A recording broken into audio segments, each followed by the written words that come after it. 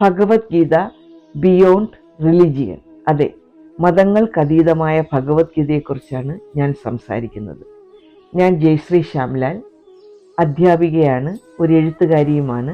എൻ്റെ 4 പുസ്തകങ്ങൾ പ്രസിദ്ധീകരിച്ചിട്ടുണ്ട്. മാധവി, ഷേക്സ്പിയറിലൂടെ ഒരു യാത്ര, മിറിയം, ടാഗോർ, വേരുകൾ തേടി. ഭഗവത്ഗീതയിൽ ഒന്ന് മുങ്ങിക്കുളിച്ചാൽ ഈ ജന്മത്തെ എല്ലാ പാപങ്ങളും കഴുകിക്കളയപ്പെടും എന്നാണ് പ്രമാണം.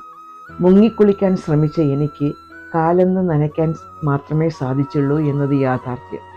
എന്നിരുന്നാൽ പോലും അത് വായിച്ചപ്പോൾ ഞാൻ അനുഭവിച്ച സന്തോഷം, ആനന്ദം, അല്ല പരമാനന്ദം എൻ്റെ കൂട്ടുകാരുമായി ഒന്ന് പങ്കുവയ്ക്കണമെന്ന് തോന്നി. ലോകത്തിലെ ഏറ്റവും വലിയ ഇതിഹാസ ഗ്രന്ഥങ്ങളിലൊന്നാണ് മഹാഭാരതം. വേദവ്യാസനാണ് ഇതിൻ്റെ മൂലകർത്താവ്. മഹാഭാരതം ആദ്യഘട്ടത്തിൽ എഴുതി കഴിഞ്ഞപ്പോൾ 8800 ശ്ലോകങ്ങളും പിന്നീട് അത് 24,000 ശ്ലോകങ്ങളും ഇപ്പോഴത് 1.25 ലക്ഷത്തിൽ പരം ശ്ലോകങ്ങളുമുള്ള ഒരു മഹത് ഗ്രന്ഥമായി വളർന്നിരിക്കുകയാണ്. അതുകൊണ്ട് ഒരായുസ്സിൽ ഒരാൾക്ക് എഴുതി തീർക്കാൻ സാധിക്കുന്നതല്ല ഇത്രയും ശ്ലോകങ്ങൾ. വേദവ്യാസൻ എന്നത് ഒന്നുകിൽ ഗുരുകുല നാമമോ അല്ലെങ്കിൽ കുലനാമമോ ആയിരിക്കാം എന്ന് പണ്ഡിതർ അഭിപ്രായപ്പെടുന്നുണ്ട്. ദ്വാപര യുഗത്തിലാണ് എഴുതിയത്, ഏതാണ്ട് 3700 വർഷങ്ങൾക്ക് മുമ്പ്. ഒരുപക്ഷെ അന്നത്തെ കാലത്തുള്ള മുനിമാർ ദേഹബോധം ഉള്ളവരല്ലായിരിക്കാം, ദേഹീബോധമുള്ളവരായിരിക്കാം. ദേഹീബോധമുള്ളവരെന്ന് പറഞ്ഞാൽ ഞാൻ എന്ന ഭാവമില്ലാത്തവർ.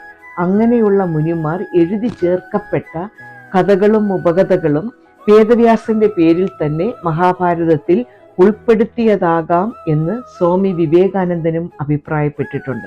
ഈ മഹാഭാരത ഗ്രന്ഥത്തിന്റെ നടുവിലായി 18 അധ്യായങ്ങളും 700 ശ്ലോകങ്ങളുമുള്ളതാണ് ഭഗവത്ഗീത. മനുഷ്യൻ ഈ ഭൂമി നശിക്കുന്നവരെ മനുഷ്യ മനസ്സുകൾ ഇതിൻ്റെ ഭഗവത്ഗീതയെ ഉൾക്കൊള്ളും, അതിനെ കൊണ്ടു നടക്കും. കാരണം അതാണ് ആ ഉള്ളടക്കത്തിൻ്റെ കാതൽ. മഹാഭാരതം കഥകളും ഉപകഥകളും കൊണ്ട് സമ്പന്നമാണെങ്കിലും അതിൻ്റെ കാതൽ എന്ന് പറയുന്നത് ഭഗവത്ഗീത തന്നെയാണ്. ഭഗവത്ഗീതയിൽ നമുക്കറിയാം, കുരുക്ഷേത്ര യുദ്ധം നടക്കുമ്പോൾ ബന്ധുക്കളെയും മിത്രങ്ങളെയും ഒക്കെ കണ്ട് പകച്ച് ഞാനിനി യുദ്ധം ചെയ്യുന്നില്ല എന്ന് പറഞ്ഞ് യുദ്ധത്തിൽ നിന്ന് പിന്തിരിയുന്ന അർജുനനെ അദ്ദേഹത്തിൻ്റെ തേരാളിയും ഉറ്റ മിത്രവുമായ കൃഷ്ണൻ ഉപദേശിക്കുന്നതാണ് ഭഗവത്ഗീതയിലെ ഉള്ളടക്കം. അതാണ് ആദ്യത്തെ പ്രചോദന പാഠം. അതെ, ഈ പ്രപഞ്ചത്തിലെ ഫസ്റ്റ് മോട്ടിവേഷൻ ലെസൺ അതായിരിക്കും. പാണ്ഡവരും കൗരവരും തമ്മിലുള്ള യുദ്ധമാണല്ലോ കുരുക്ഷേത്ര യുദ്ധം. മഹാഭാരതത്തിൻ്റെ ഏറ്റവും ത്രില്ലിംഗ് പാർട്ടെന്ന് പറയുന്നത് തീർച്ചയായിട്ടും കുരുക്ഷേത്ര യുദ്ധം തന്നെയായിരിക്കും. പാണ്ഡവരുടെ സേനാധിപതിയായ അർജുനൻ തൻ എതിർപക്ഷത്ത് നിൽക്കുന്ന ബന്ധുക്കളെയും മിത്രങ്ങളെയും ഒക്കെ കണ്ടപ്പോൾ ഇവരോട് ഞാൻ എങ്ങനെ യുദ്ധം ചെയ്യും, ഇവരെ എനിക്ക് എങ്ങനെ കൊല്ലാൻ സാധിക്കും എന്ന് പെട്ടെന്ന് മനസ്സൊന്ന് കൺഫ്യൂസ്ഡായി. ചഞ്ചലപ്പെട്ട മനസ്സ് അദ്ദേഹത്തിന് വാക്കുകൾ വരണ്ടുപോയി. എന്ത് ചെയ്യണമെന്നറിയാത്ത ഒരവസ്ഥയിൽ വന്നപ്പോൾ അദ്ദേഹത്തിൻ്റെ ഗാന്ധീവം വില്ലുപോലും താഴെ വെച്ചുകൊണ്ട് ഞാനിനി യുദ്ധം ചെയ്യുന്നില്ല, എനിക്ക് യുദ്ധം ചെയ്യാൻ സാധ്യമല്ല എന്ന് തൻ്റെ പ്രിയ സുഹൃത്തും തേരാളിയുമായ കൃഷ്ണനോട് പറയുമ്പോൾ കൃഷ്ണൻ അർജുനനെ യുദ്ധപ്രാപ്തനാക്കുവാൻ മോട്ടിവേറ്റ് ചെയ്യിക്കാൻ പറയുന്ന വചനങ്ങളാണ് ഭഗവത്ഗീതയുടെ ഉള്ളടക്കം. ചങ്ങാതി നന്നായാൽ കണ്ണാടി വേണ്ട എന്നൊരു പ്രമാണമുണ്ട്. നമുക്ക് നല്ലൊരു സുഹൃത്തുണ്ടെങ്കിൽ ചില സന്ദർഭങ്ങളിൽ നമുക്ക് എന്ത് ചെയ്യണം, എന്ത് ചെയ്തുകൂടാ എന്ന് ഒരു കൺഫ്യൂഷൻ വരും.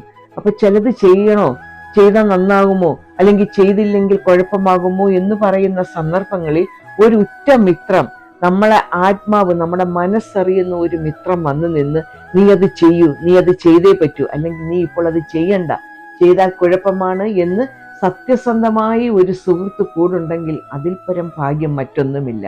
അതുപോലെ തന്നെ നമ്മളെ സന്ദർഭം അനുസരിച്ച് നമ്മളെ ചിലപ്പോൾ ചില സാഹചര്യങ്ങളിൽ നിരുത്സാഹപ്പെടുത്തുന്ന, നമ്മളെ ഡീമോട്ടിവേറ്റ് ചെയ്യുന്ന ഒരു ഫ്രണ്ടാണ് കൂടുണ്ടെങ്കിൽ അതിൽ പരം ഒരു ശാപവുമില്ല. ഇവിടെ കുരുക്ഷേത്ര യുദ്ധം അതിനൊരു നല്ല ഉദാഹരണമാണ്. അർജുനന്റെ ഉറ്റ ചങ്ങാതിയായ കൃഷ്ണൻ അർജുനനെ മോട്ടിവേറ്റ് ചെയ്ത് യുദ്ധപ്രാപ്തനാക്കി യുദ്ധം ചെയ്യിപ്പിച്ച് യുദ്ധം വിജയിപ്പിക്കുന്നതായിട്ട് നമുക്ക് കാണാം. അതാണ് ഉറ്റ സുഹൃത്തിന്റെ ഒരു പ്രചോദനം. അതുപോലെ തന്നെ കൗരവരുടെ പക്ഷത്ത് നിന്ന് കർണന്റെ അവസ്ഥ നോക്കൂ. കർണൻ ഒരുപക്ഷെ അർജുനനേക്കാൾ കേമനാണ്, അത് കേമൻ തന്നെയാണ് എന്ന് എല്ലാ പണ്ഡിതരും അഭിപ്രായപ്പെട്ടിട്ടുണ്ട്. എല്ലാ സർവഗുണ സമ്പന്നനായ കർണന്റെ തേരാളിയായിട്ട് വന്നത് ശല്യറായിരുന്നു. ശല്യർ എന്ന് പറഞ്ഞാൽ പാണ്ഡുവിന് 2 ഭാര്യമാരാണല്ലോ ഉണ്ടായിരുന്നത്, കുന്തിയും മാദ്രിയും. മാദ്രിയുടെ സഹോദരനാണ് ശല്യർ. ശല്യർ കർണന്റെ തേരാളിയായിരുന്നു. അദ്ദേഹം കർണനെ മോട്ടിവേറ്റ് ചെയ്യുന്നതിന് പകരം നിരുത്സാഹപ്പെടുത്തിക്കൊണ്ടിരുന്നു. സൂതപുത്രനാണ് നീ, അർജുനനോടൊപ്പം നീ വരില്ല എന്ന രീതിയിൽ ഇകഴ്ത്തിക്കൊണ്ടിരുന്നപ്പോൾ അദ്ദേഹത്തിന്റെ കോൺഫിഡൻസ് നഷ്ടപ്പെടുകയാണ് ഉണ്ടായത്. ഒരു പക്ഷേ കർണന് കുരുക്ഷേത്ര യുദ്ധത്തിൽ വിജയിക്കാൻ സാധിക്കാതിരുന്നതിന്റെ കാരണവും ഈ ഉറ്റ സുഹൃത്തായിട്ട് തേരാളിയായിട്ട് നിന്ന ശല്യരുടെ നിരുത്സാഹപ്പെടുത്തലാകാം. ആരാണ് ഈ കൗരവർ, ആരാണ് ഈ പാണ്ഡവർ, എന്തിനായിരുന്നു കുരുക്ഷേത്ര യുദ്ധം? ഇതെല്ലാം അറിഞ്ഞാൽ മാത്രമേ ഭഗവത്ഗീതയുടെ ഉള്ളടക്കം നമുക്ക് നല്ലപോലെ മനസ്സിലാകുകയുള്ളൂ. അപ്പോൾ ആദ്യം നമുക്ക് ഇതെല്ലാം അറിയണമെങ്കിൽ മഹാഭാരത കഥയിലൂടെ ഒന്ന് കണ്ണോടിക്കാതെ തരമില്ല. നമുക്ക് മഹാഭാരത കഥയിലേക്ക് ഒന്ന് കണ്ണോടിക്കാം. ഇത്രയും നേരം എന്നെ കണ്ട കണ്ണുകൾക്കും കേട്ട കാതുകൾക്കും സ്നേഹം, നന്ദി. നമുക്ക് അടുത്ത എപ്പിസോഡിൽ കാണാം.